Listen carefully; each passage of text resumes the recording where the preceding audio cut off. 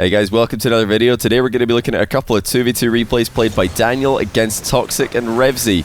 So quite interesting to see there that Toxic and Revsy are not in a party, at least not visibly, and they're queuing USE servers. They've got each other in the same team. Not sure if that was intentional. We're going to be watching another game with them in it, so we'll see if that one's got the party icon. It might just be a bug that's recently appeared. Look at Daniel here, going for the mind game, gets it on the last man after air dribbling the first one. Nice little 1v2 outplay by Daniel to leave the net open for his teammate. Now, if you want to play twos like Daniel, first of all, you're going to need a ton of mechanical ability. You're going to need some excellent positioning. But playstyle-wise, things that you can look to implement into your own game are, well, number one, the main thing to look out for when Daniel's in the pitch, the risk versus reward. Daniel doesn't like taking big risks unless there's a big reward to go alongside it. You'll much rather wait for a good opportunity than go completely all in for a bad one. Now, he's trusted his teammate there to have control of the situation, which is fine. His teammate really should have had control of that ball. It looked to be a bit more difficult than it should have been. But yeah, Daniel will leave his teammate to make easy plays occasionally. And for the most part, he will look to rotate around, keep his momentum up, keep his boost up, and just be ready for anything that the opponents throw at him. He's always in the way, always stopping the last shot on target of any play. And that's a great save onto a brilliant flip reset from Revsy there. Now, Daniel is currently rank 1 at the start of the new season. He is playing a bit of twos, and that's something that he's pretty much always high rated in. 2v2 can be great mechanical practice for 3v3 pros because you get more time on the ball than you do in 3v3 ranked. Look at this from Daniel, somehow getting back to a double. His teammate didn't read that.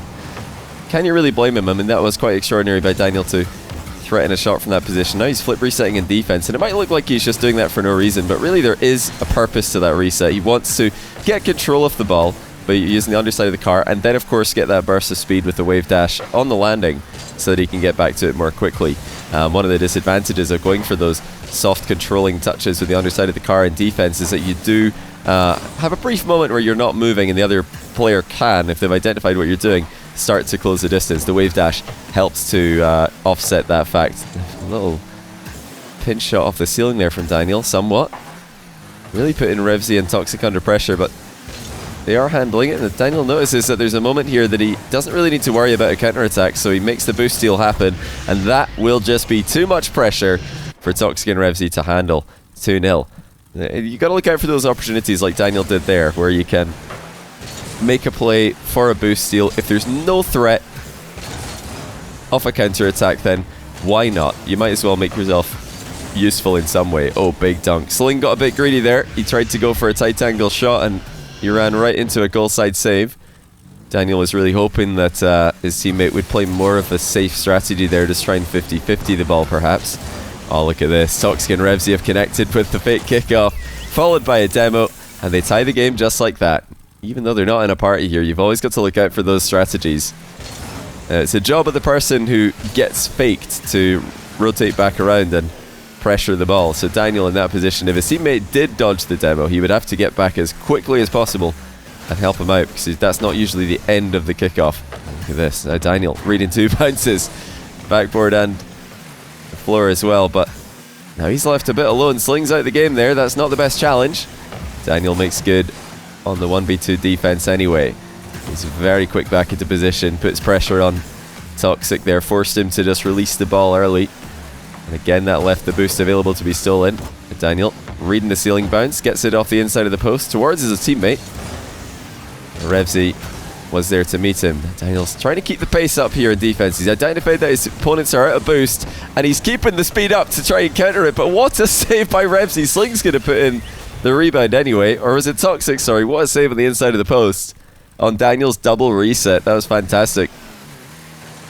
Oh, really good from Daniel to notice that his opponents are low on boost and try to keep the ball moving quickly. That's something that will make it very difficult for the opponents to keep up with. Now Sling's completely out of the game again. He's left Daniel alone, and Daniel, of course, no issues. Challenges from behind the ball. Misses his double tap there, though.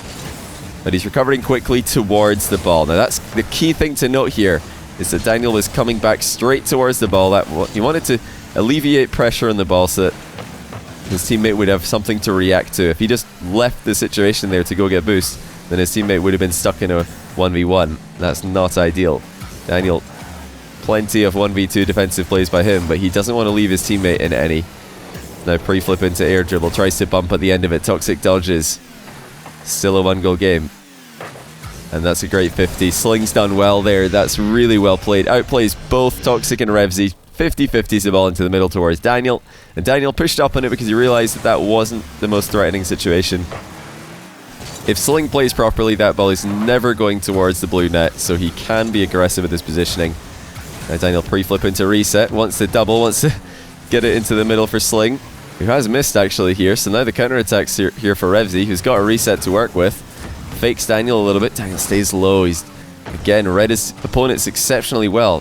Has he disconnected or is he waiting for the boost to spawn? It looks like it might be the prior. Either that or he is just that confident that they are going to win this game. Oh, maybe he was faking a DC and just sitting on the boost, but in doing so, he has actually allowed Toxic and Revsy a chance to come back with a cheeky kickoff strategy. They got a goal with one earlier on.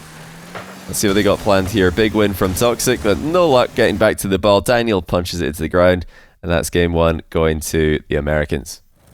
So here we go, game 2. Once again, Toxic and Revsy are not at a party. I want to highlight or want to reiterate. I don't know if that's just a bug that doesn't show up in replays anymore. Maybe they are in fact partied. It's very strange to see them in 2 games on the USE servers, both times against Daniel. But this time Daniel's got Sosa in his team, who is an RLCS X Season X contender. Sosa ranked top 24 NA by the NA GMs in last year's SMAD tournament, but this season, this most recent season, he didn't get the results that he was looking for. Going to be interested to see what he gets up to in the new season, as it is with Daniel, by the way, whose new roster for the next season, well, actually, not the next season, but whose new roster for an upcoming community tournament has been leaked by their coach Chrome. He's announced that they're going to be playing, well, not officially announced, but he said on CJ's podcast that they are going to be playing with LJ for a community tournament that's coming up. So really excited to see how that works out for them. I think he did hint that they've been scrimming very well. Look at the pace from Daniel, just knew exactly what to do. He's gone for the center ball here as well. Revsy's covered it. Phenomenal defense from Revsy to read the infield pass there and block it. Really the only thing that he could be doing in that position.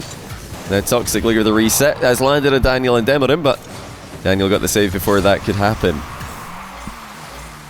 Daniel's awareness of when to grab a boost really is quite exceptional. As Carino, great job as well by his teammate Sosa there. Heard Daniel jump and backed out of the aerial, knowing that Daniel probably had it under control. Look at this now, Daniel playing the ball into his back corner.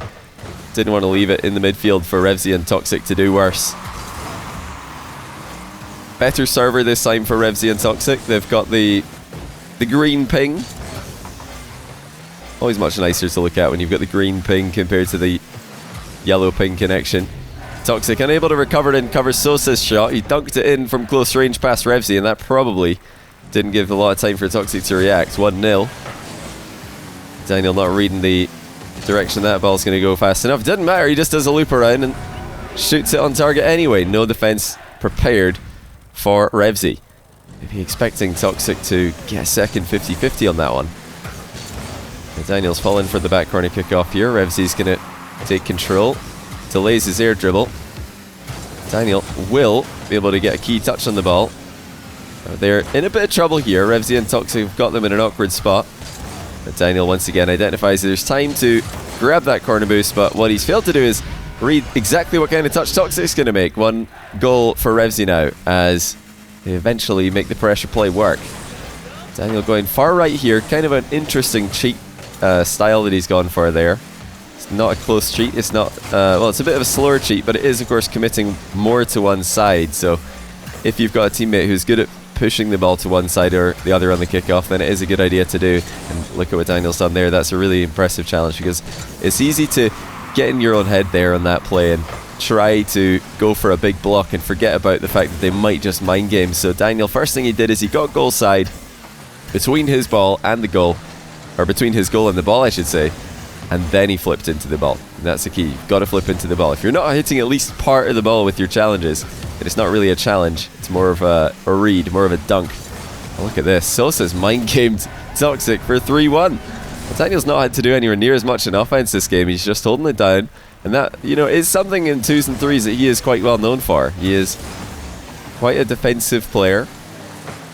Likes to have players in front of him, disrupting the play so he can go in and use his speed, use his boost, use his mechanics on an uncontested ball.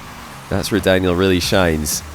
Toxic and Revsy struggling to get full control, but they have managed to after a couple of touches into the ceiling. Daniel, of course, reads it well with the ceiling challenge. Still, goal comes through. Double tap undefended. And although Daniel did well with the ceiling challenge, it didn't really go into a safe location, and that sometimes happens. Even if you've made the right play, the ball might just stick around in the danger area anyway. And what's Sosa done here? He's in a bit of trouble here. It's gone off his car and into the corner anyway. Daniel leaves the corner boost for him. Now Sosa going for his hat trick here. Daniel decides to commit, anticipating some sort of recovery by Sosa, but that's not going to work out. That might be a mistake actually by Daniel. Not rewind anything in this replay, but let's watch one more time. Why did Daniel go up for this? Because Sosa uses his air dribble to force a 50-50, but you can see there Sosa's hit the bar with his own car, so his recovery's not going to be quick. He lost all his momentum. He didn't have a lot of boost to work with, so I don't know if that was the right idea there by Daniel. I've been, I'm highly praising him on all of his plays where he goes in and it's a very clear-cut chance, but that one wasn't as clear-cut. In fact, it wasn't clear-cut at all. Daniel now wants the back wall demo, doesn't get it. Wants the demo in the back corner, and Toxic does get that one. You know, that's something you're going to need to watch out for a lot in your own 2s games, is when you're going up as second man for an aerial or just any play in general, is your teammate going to be able to get back before the counter-attack lands? If they are, then it's perfectly safe to go. Oh dear, well, Daniel and Sosa are really overcommitting here. Daniel again trusting Sosa big time. Number 1, to get out of the way of his incoming shot. Number 2, to recover quickly. That's a great pre-jump save, but I really feel like this game should be a bit of an easier one for Daniel and Sosa at this point. They've been really forcing the issue. It's not usual to see Daniel this aggressively positioning and this aggressive with his decision making. It has left his team in a bit of trouble once or twice in this game. All that being said, they are still going to make it into overtime. Well, as long as Revsy's not got something to say about it. And he doesn't. He would have needed a whole lot of resets to get that ball towards the goal. 3-3 OT. Daniel on the kickoff. It's going to be a fake into the back corner. Daniel able to take the boost away. That really hinders Toxic, what he's capable of. At that time, Daniel knew that Sosa had a fast recovery, so going up for the ball there was smart, and he's pressured Toxic off the play, giving Sosa a free shot as well. This is better synergy from Daniel and Sosa. They're not crowding the same area of the pitch. They're not likely to double commit when they give each other a bit of space like this. Not too much. You don't want to ditch your teammate, but at the same time in 2s, you don't want to go into the exact same position as they are, especially if you're not in comms, to say which ball belongs to one player, which ball belongs to another. Well, Sosa must have figured that he had a clean beat there, because he's gone right over the top of Daniel to get it. He did come away with the ball. Neither one of them pressuring though. Daniel decides to just stay on the goal line, not trusting Sosa's goal line defense there. That's kind of the Daniel preference. He wants to be the guy defending the net. He wants to be the guy using his incredible shadow defense and goal line saves. Now Sosa knows that, and if he identified that in that position, it would have made a lot of sense for him to pressure the ball, to get forward, force a shot as early as possible, because even if you do have Daniel defending the goal, you still want to give him as early of a shot to work with as possible, so he's got as much time as possible. But Daniel could have gone for the boost steal there, but he realized Sosa's going to get there first, so he just lets his teammate play for the boost. And look at Daniel just circling around the back here. Wherever Sosa goes to pressure the ball, Daniel's right behind him, and it might look like ball chasing from Sosa. You might be getting triggered watching this, thinking, why isn't Sosa letting Daniel come in the play? Look at Daniel, he's got all the boost, he's got all the momentum. Sosa's got none of that. Why is Sosa cutting in front of Daniel time and time again to pressure the ball? Well, the reason is because it's the correct thing to do. If you aren't doing that in your 2s games, then you're probably leaving wins on the table.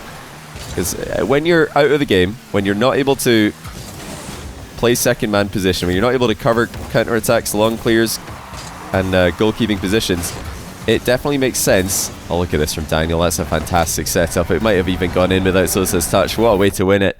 Like I was saying, and to close out this video, if you're not pressuring the ball on your recoveries, if you're not cutting off your opponents to try and force a 50-50 so that your teammate who's got a boost behind you can then make a play on an uncontested ball, then you're probably leaving wins on the table. That was well played by Sosa there at the end. Great patience by Daniel, waiting for his moment to go, and as soon as he got it, he capitalized. So I'm going to go and quickly check the leaderboard to finish off today's video. He was rank 1 when I first got these replays. He is indeed still rank 1 by almost, in fact, over 50 points. It's a great start of the season there from Daniel. I'm not sure if H is an American account or not, or a North American account, but I know Toasty is. So Daniel's over 100 points ahead of the next highest North American player, with Zen from EU, TRK Naupo from Middle East. Fantastic stuff.